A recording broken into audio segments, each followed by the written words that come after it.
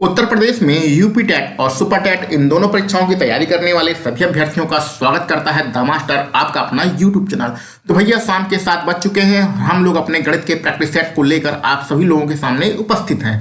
आज मात्र 5 सवालों को ही हम लोग डिस्कशन करेंगे, क्योंकि आज के हमारे जो सवाल हैं कुछ अच्छे लेवल के हैं।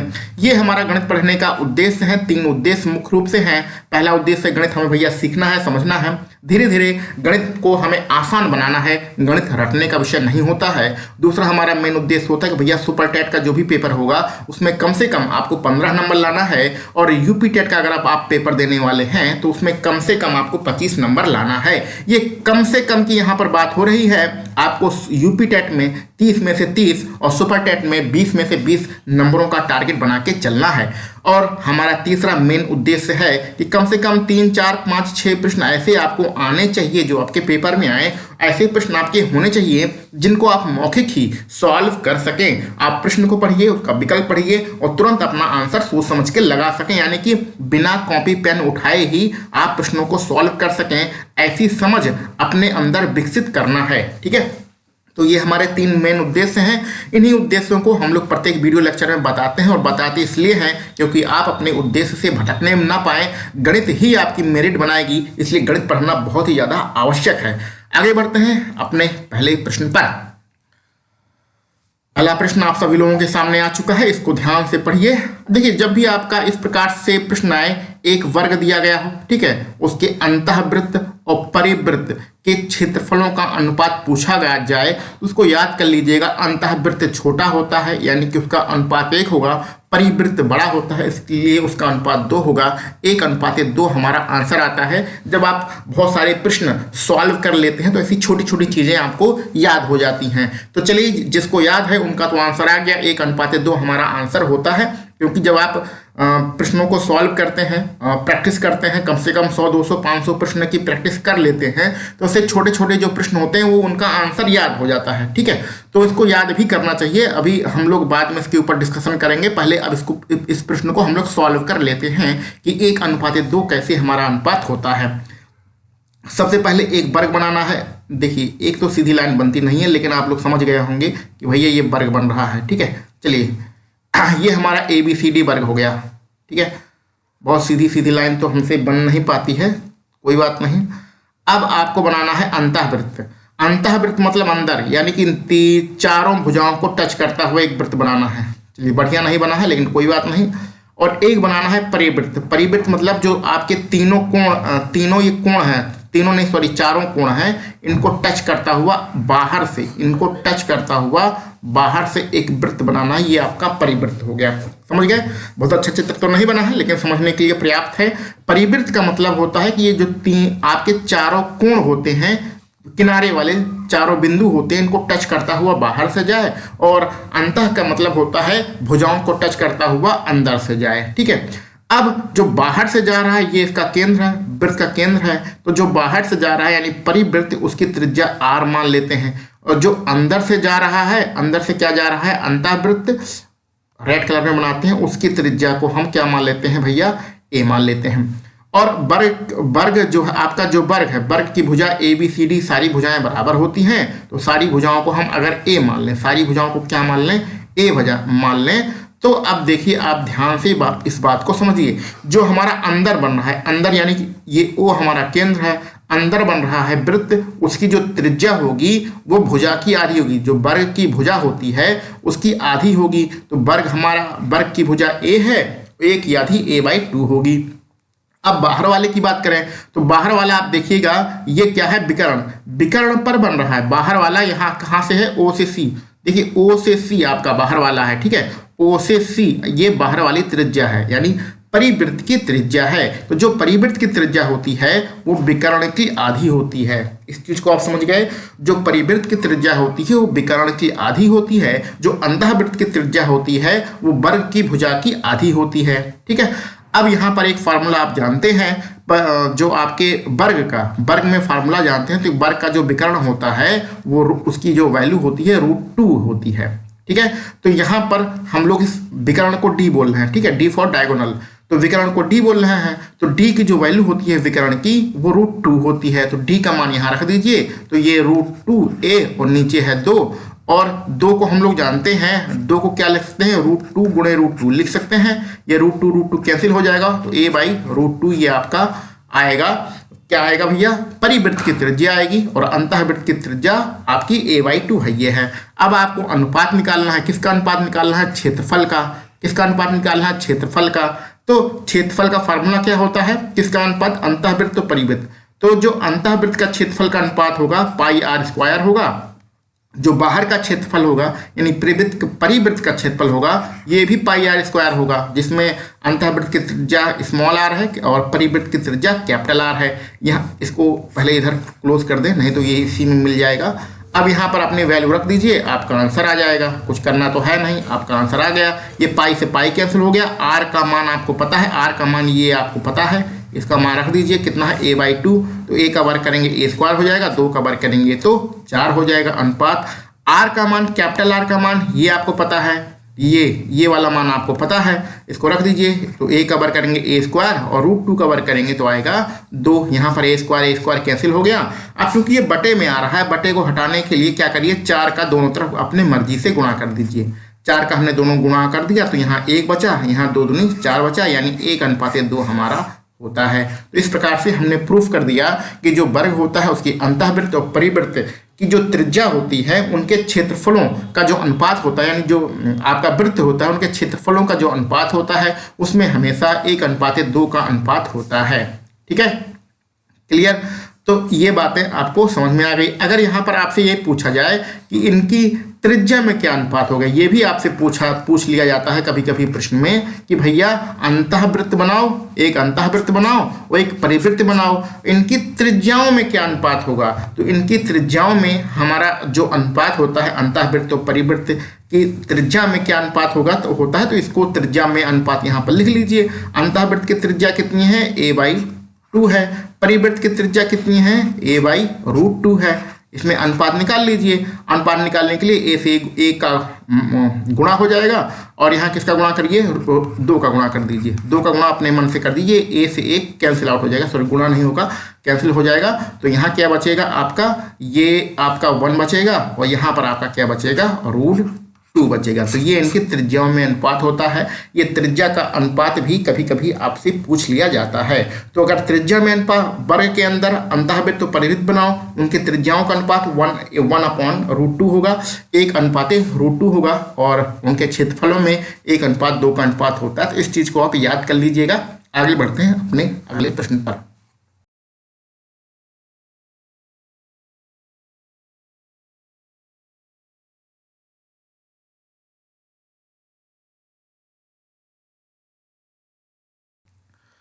एक समबहुभुज की प्रत्येक भीतरी कोण बाह्य कोण से दोगुना है। प्रत्येक भीतरी कोण बाह्य कोण से दोगुना है, तो बहुभुज में भुजाओं की संख्या निकालना है। चलिए, अच्छा प्रश्न है, भुजाओं की संख्या हमें निकालना है बहुभुज में, अच्छा प्रश्न है।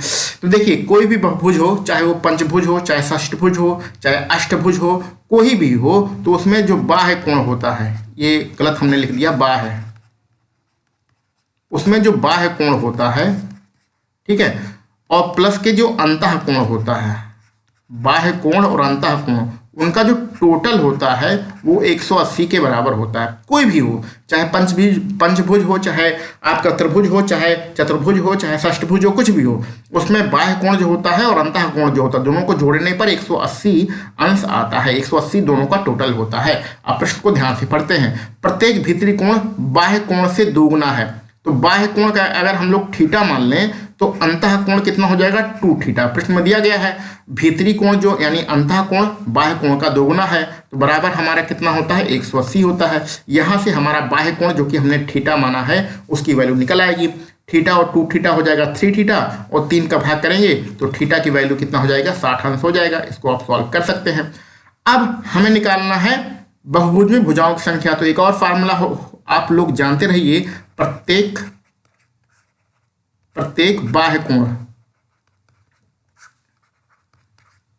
बाह्य कोण, इसका फार्मूला क्या होता है, प्रत्येक बाह्य कोण के मान का क्या फार्मूला होता है पता है। प्रत्येक बाह्य कोण के मान का फार्मूला होता है थीटा बराबर 360/n, ये फार्मूला होता है। प्रत्येक बाह्य कोण के मान निकालने का फार्मूला क्या होता है? थीटा बराबर 360/n, और बाह्य कोण का मान हम लोग ये निकाल चुके हैं, यही मान रख दीजिए, आपका आंसर आ जाएगा। तो 60 बराबर हो गया यहाँ पर 360/n, ये 0 से 0 कट गया और 6 छके 36 हो गया, n का तिरे गुणा किया इधर आया, तो n बराबर कितना हो गया भैया? n बराबर हो गया 6। यहाँ अच्छा, यहाँ n क्या है? n हो भुजाओं की संख्या, तो n है भुजाओं की संख्या, आपका आंसर आ चुका है 6। 6 कहाँ पर है? विकल्प बी में है, विकल्प बी आपका यहाँ पर बिल्कुल सही है। ठीक है, ये दो फार्मूले आपको इसमें याद रखना था कि कोई भी बहुभुज हो उसमें बाह्य कोण और अंतः कोण का जो योगफल होता है 180 होता है, और प्रत्येक बाह्य कोण का अगर मान निकालना हो उसका जो फार्मूला होता है थीटा बराबर 360/n होता है, जहां n भुजाओं की संख्या होती है। चलो आगे बढ़ते हैं। एक लंब पिरामिड का आधार इतना है, यदि पिरामिड का आयतन इतना है तो उसकी ऊंचाई ज्ञात करो। चलो ठीक है, जो पिरामिड का आयतन का फार्मूला देख लो भैया। पिरामिड में जो आयतन का फार्मूला होता है वो फार्मूला होता क्या होता है? 1/3 गुणे आधार का क्षेत्रफल। कहाँ लिखे? यहाँ नीचे लिख देते हैं क्षेत्रफल, आधार का क्षेत्रफल गुणे ऊंचाई, ये फार्मूला होता है।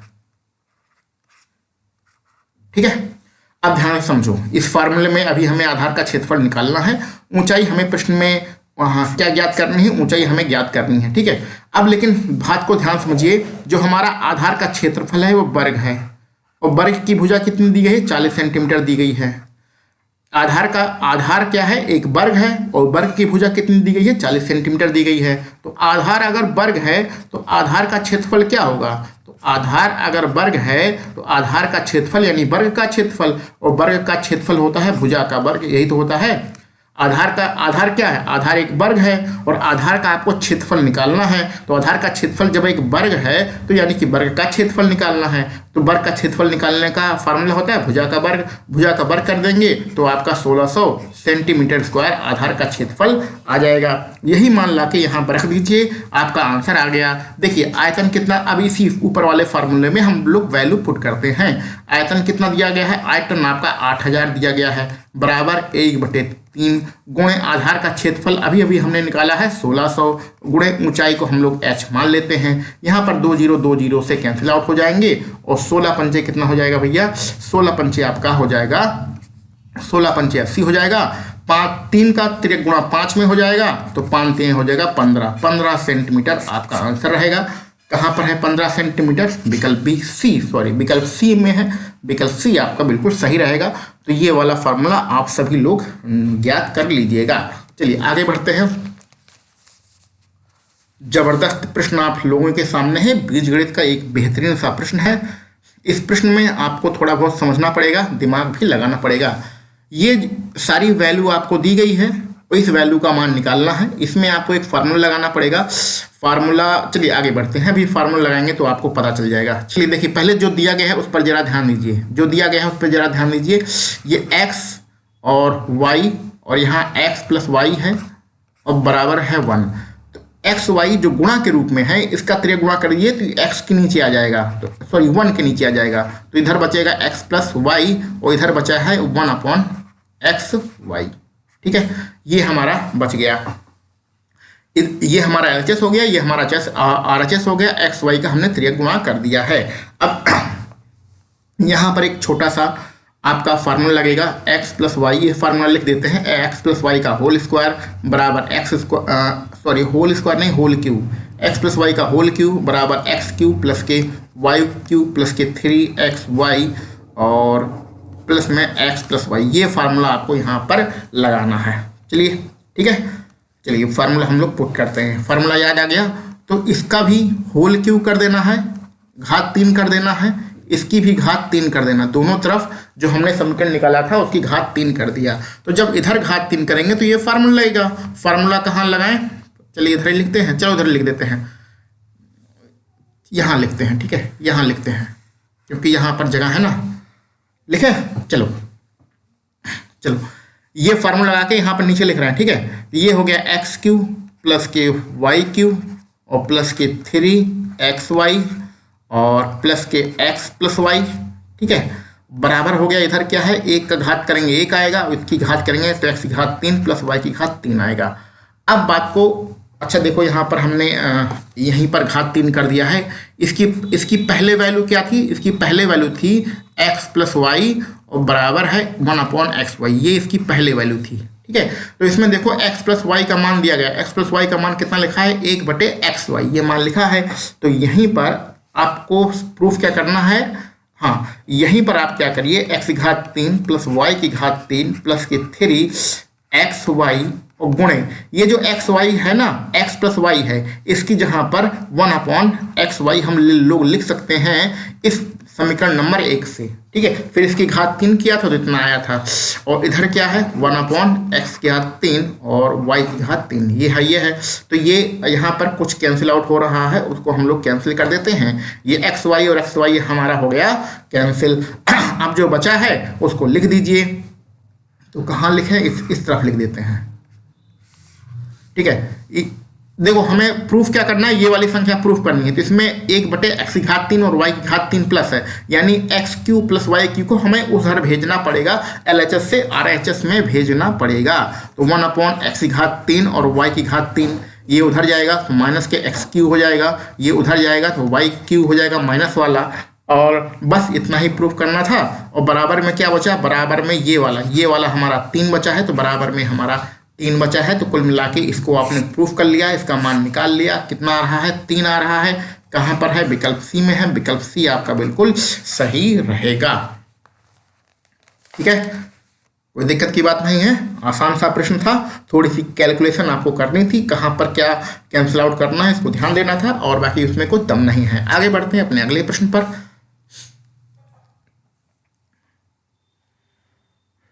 ठीक, बढ़िया प्रश्न है। इसमें एक छोटा सा वही वाला फार्मूला लगाना है, x प्लस वाई और प्लस के xy/100, यही फार्मूला इसमें लगाना है। लेकिन ध्यान से देखिए, क्रय मूल्य से 45% अधिक अंकित करता है, तो पहला जो प्रतिशत दिया गया है वो अधिक में दिया गया है, यानी x की वैल्यू, अधिक का मतलब होता है प्लस, तो x की वैल्यू प्लस के 45% रहेगी।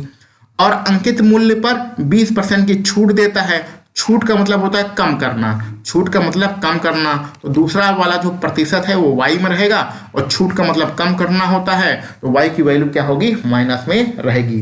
अंकित क्रय मूल्य से कोई भी वस्तु बढ़ाई जाती है, यानी अधिक मूल्य पर बेची जाती है, और जो अंकित मूल्य होता है यानी उसमें जो कीमत लिखी होती है उससे हमें छूट दिया जाता है, तो छूट का मतलब माइनस और अधिक का मतलब होता है प्लस। तो एक्स वाई की वैल्यू आपको निकल आई, यही वैल्यू यहाँ पर रख दीजिए, आपका आंसर आ जाएगा। तो एक्स की वैल्यू है प्लस के 45 माइनस के 20, और यहाँ प्लस का रहेगा, और 45 गुणे माइनस के 20, और यहाँ पर कितना है आपका 100, ये 45 है, सॉरी जल्दबाजी में गलतियाँ हो जाती हैं। ठीक है, तो 45 में से 20 आप घटाएंगे तो कितना आएगा भैया, 25 आएगा। और देखिए ये वाला, पहले इसका जो है कलर चेंज करते हैं पेन का, तब आपको बताते हैं। ये वाला प्लस के निशान और ये वाला माइनस के निशान, ये वाला माइनस के निशान, ये वाला प्लस के निशान मिलके हो जाएगा माइनस। ये 20 पंचे आपका 100 हो गया, और 5 से 45 कटेंगे तो 9 बार कटेगा, तो 25 में से आपका 9 जब घटाएंगे तो कितना आएगा, 16% आएगा। 16% कहाँ है, विकल्प डी में है, तो विकल्प डी आपका बिल्कुल सही रहेगा। ठीक है, तो आज हम लोग सिर्फ 5 प्रश्न करने वाले थे, 5 प्रश्न आप सभी लोगों ने देख लिए हैं। 5 प्रश्न हम लोग जो बाकी के बचे हुए हैं उनको अगले प्रैक्टिस सेट में सॉल्व करेंगे, क्योंकि आज जो हमारे पास प्रश्न है ये कुछ अच्छे लेवल के प्रश्न है, इसलिए अगर पूरे 10 प्रश्न सॉल्व करेंगे तो समय ज़्यादा लगेगा। इसके अलावा आप सभी लोगों को सूचना दिया गया है कि मात्र 100 रुपये में भैया सुपर टेट के 250 से भी अधिक प्रैक्टिस सेट आपको उपलब्ध कराए जा रहे हैं। तो 100 रुपया कोई बहुत बड़ी कीमत नहीं होती है, इस प्रैक्टिस सेट को आप सभी लोग खरीद लीजिए, आपको जरूर से जरूर फायदा मिलेगा। पूरे सुपर टेट की तैयारी एक ऐसे लेवल से करिए कि मेरिट कितनी भी जाए, आपका जो एकेडमिक स्कोर होता है और जो आपका सुपर टेट के नंबर होते हैं, अब तो यूपी टेट के भी नंबर जोड़ेंगे, तो सारे नंबर जोड़ के कितने भी मेरिट जाए लेकिन उसमें आपका नाम होना चाहिए। इस प्रकार से आप लोग अपनी तैयारी करिए, और ये मत सोचिए कि फॉर्म कब आएगा। जो लोग इस चीज़ का इंतजार करते हैं कि फॉर्म कब आएगा, फॉर्म कब आएगा तब हम पढ़ेंगे, तो वो इंतजार ही करते रह रह जाएंगे। जितनी भी आपकी कमजोरियां हैं, चाहे आप हिंदी में कमजोर हैं, चाहे गणित में कमजोर हों, चाहे मनोविज्ञान में कमजोर हों, सारी कमजोरियों को दूर कर लीजिए और आपको कम से कम 80% नंबर लाना ही है। आपको जो मेरिट बनानी है वो 70% से ऊपर आपको मेरिट बनाना है, ठीक है।